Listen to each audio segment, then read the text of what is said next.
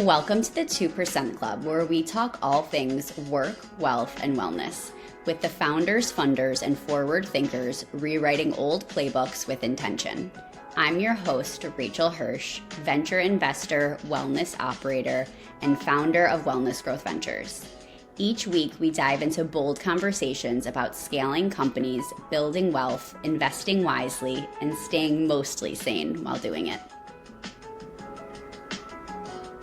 Welcome back to the 2% Club podcast, where we talk all things work, wealth, and wellness. I am your host, Rachel Hirsch, and today we have the incredible honor of having Ariana Thacker on. Thank you for being here, Ariana. Hi, Rachel. Thank you for having me. Excited to be here. Will you give everyone a line or two about who you are and why you're here today? Yeah, I'm CEO and founder of MoldCo. We're a virtual clinic addressing mold toxicity, so we help you detox and repair. And I'm here to help go deep on the women's health impacts of mold and biotoxins. I'm smiling, which feels like almost perverse in a way, but I'm just so excited because this is A, such a low-key hot topic, but B, something we really need to be talking about. So I'm smiling not because it's necessarily a good thing, but because we finally have the opportunity to really dig in and talk about it. Absolutely. Will you tell us how you came to know that this is an issue? Yeah, unfortunately, I found out the hard way through a personal health journey. I never had a history of health issues. I was in a very moldy Miami apartment and then experienced debilitating symptoms and just started going deep, partnered with the world experts in what we're building, read hundreds of publications, met with many patients, surveyed thousands of patients just to get as many anecdotes and really published and legitimate information as well to just better understand the mold health connection, but especially as it impacts women as being a woman myself. Can we start to dig into that? I guess let's start high level, issues with mold, why we don't know about it, how it impacts us, and then I want to dig into the women's health piece of it. Yeah, absolutely. So when you're exposed to mold and biotoxins in your environment, it's usually a water damaged building. You take 20,000 breaths a day, by the way. So you're constantly inhaling. And if you don't have air filters or if you're not in a clean environment, your lungs, your body, that's your filter.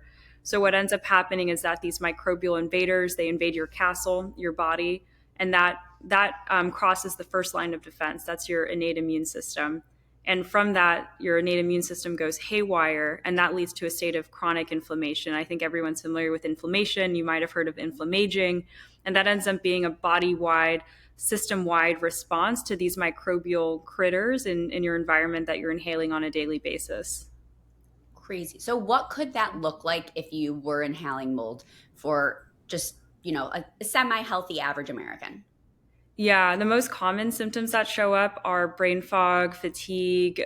We also hear of gastrointestinal issues. That tends to present first. So an IBS, IBD type response. All the things that women complain about, and rightly so.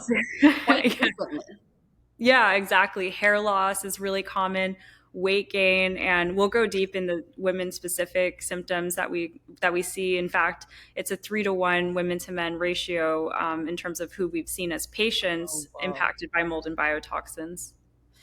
It's so interesting because I talk about GLP-1s and menopause and the relationship there all the time, but It's really, you could throw in hormone care and molds care. That sounds quite similar too, and there seems to be a heavy overlap. Can you start to tell us a little bit about that overlap and where we should be most concerned or paying the most attention? Yeah, here's what we know today. Women are more impacted by mold, and it's a disruption to hormones and the immune system. Wow. And 60% of women have at least one of the following three. So severe cramping to the point where it's impacting your day-to-day life. You're probably staying in bed all day, really heavy bleeding, or irregular cycle. So we see at least one of those things in about 60% of women impacted by mold and biotoxins. The reasons for that is at the abnormal level. So when you have period irregularities, what ends up happening is you have abnormal LH, FSH response to your environment. You also have an immune response too that can lead to more significant issues like frequent miscarriages, early menopause. We've seen menopause as early as 20s and 30s. We see exacerbated hot flashes, mood swings. We see infertility due to disrupted cycles. We see weight gain. due to something called leptin resistance and estrogen dominance. The list goes on and on and on in terms of the clinical observations we've seen in these patients after their mold and biotoxin exposure. The perinatal side effects to me are super interesting because it anecdotally, and then as well as in the space of investing, we talk about the struggle of women and the high level of miscarriages and sort of the debate of, is it something we just hadn't been speaking about before, or if the rate is really significantly higher? And there are so many pieces that impact it. And I talk about the impact of food and the health system and all of that. But this is such an interesting one. Yeah, and even anecdotally, when women get out of the environment, suddenly they're able to have kids again. So I almost wonder how much money and time and efforts wasted in IVF and these expensive fertility Right. treatments when it could just be an environmental concern at the root of it. So, okay, let's say you identify there is a mold issue. How do you move out? How do you fix your both your home, what you're breathing, as well as your body?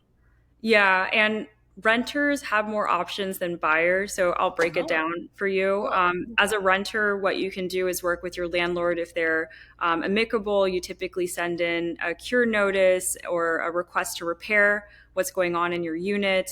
You can request an inspection. And ultimately, if things don't go to your liking, you can pick up and move if you have the resources to do so. Okay. Owners are a little bit more stuck. They ultimately have to remediate. You can have band aid solutions in the meantime. You can try to isolate the issue. You can have air purifiers. You can minimize exposure as much as possible. But the most important step is getting out of the environment and limiting re exposure. So that is quite key. And from there, there's only one clinically supported protocol in the space. It's what we actually use in MoldCo to get better. About a 1 in 4 have a genetic susceptibility where they're not able to effectively detox from mold. So even if they get out of the environment, they tend to have these persistent effects, these persistent symptoms like the brain fog, fatigue, sleep issues, gastrointestinal issues that show up even when they do move to a clean home and they start the recovery process. Okay, so you mentioned air purifiers. I want your hot take there only because, so I live in LA. LA is LA. So we have air purifiers in our home, in my yoga studios, I mean, especially post fires. My friend who lives in London was like, "Do you have air purifiers? Do I need one?" And I was like, "I don't know the answer here. Yes, for someone in LA, but I don't know in London. What's your take on air purifiers?" Strong fan. I Oh, have two oh, air yeah. purifiers in my living room alone. I think it's critical. We spend so much time optimizing cleanest water, most organic foods, best gym, but we've spent no time optimizing the air we breathe. And again, it's 20,000 breaths a day. That's a lot. Compounded over a lifetime, you should be breathing in clean air. Even if it's not a mold or biotoxin issue, there's dust mites, Yeah. there's just particulate matter in the air, there's VOCs. Homes are more and more toxic, paints, off gassing, etc. So there's just a number of issues, and also the environmental considerations from outdoor air coming indoors too. I guess a quick deep cut there. There's emerging research now on cyanobacteria, algae bloom, some of these microbial species that are outdoors coming in to the indoor environment. So air purifiers are, in my opinion, a need to have. What are those things that you just mentioned that are coming in? I don't even know how to say them. Yeah, yeah. So I love this microbial world. So we have fungal species, we have bacterial, we have viral. From the fungal, we have like the mycotoxins, we have there are fragments that show up in the air. There's hundreds of these different microbes in the air that you're breathing.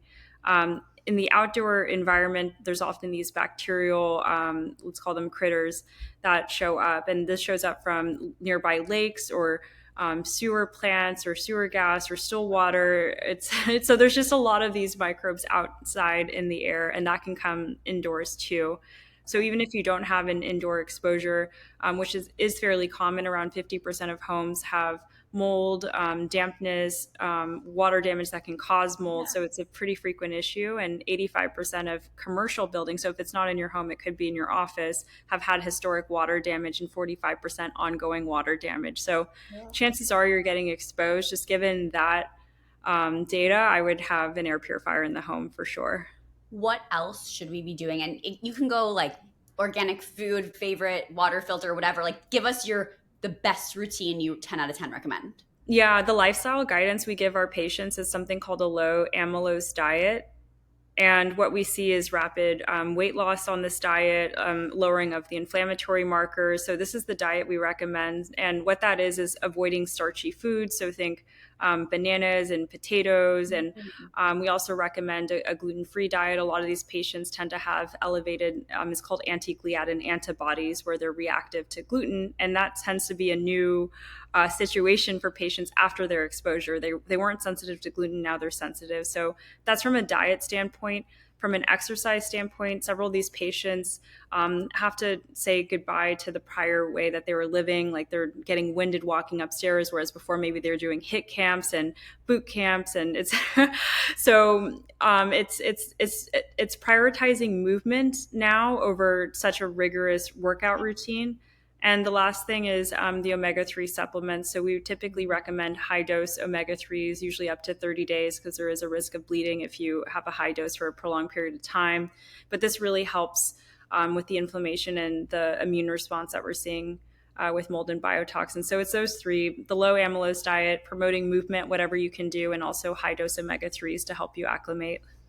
This is crazy. This is wild. Okay, Yeah. last question before, because it's only a hot take episode, so we only have a few minutes. Yeah. Why aren't more people talking about this? I feel like it's more behind closed doors, those deep in the wellness scene. Where's the gossip here? What's going on? Yeah, I think the tides are changing on that really quickly. Now there's a formal program for this at George Washington University. It's an emerging theme with Maha and this new administration. There's a lot of celebrities and influencers coming out. A lot of the research has just come out in the last 30 years, and that was led by our team, our clinical researchers, our Wow. founding physicians. So that's now becoming popular and entering mainstream medicine. But I expect there to be a very substantial phase shift in our attention, our knowledge, and how it gets transmitted to patients as well. So having environmental health screening, I can see that at the annual visit. I can see an Cool. ICD-10 code for mold toxicity. So these are things that we're promoting and wanting to implement in systems. Sign me up. Yeah. This was so fun. We're gonna have to do a full length episode because I want to double tap into everything we touched on. But Yes. thank you so much. Any last thing you want to say before we close out? Yeah, know the signs: heavy bleeding, unpredictable periods, weight gain, PCOS-like symptoms, frequent miscarriages, early menopause, infertility. Consider your environment first before making a substantial investment in IVF or any of these other modalities. So good. Thank you so much, Ariana. Can't wait to Thank do this you. again soon. Same. Thanks. Bye.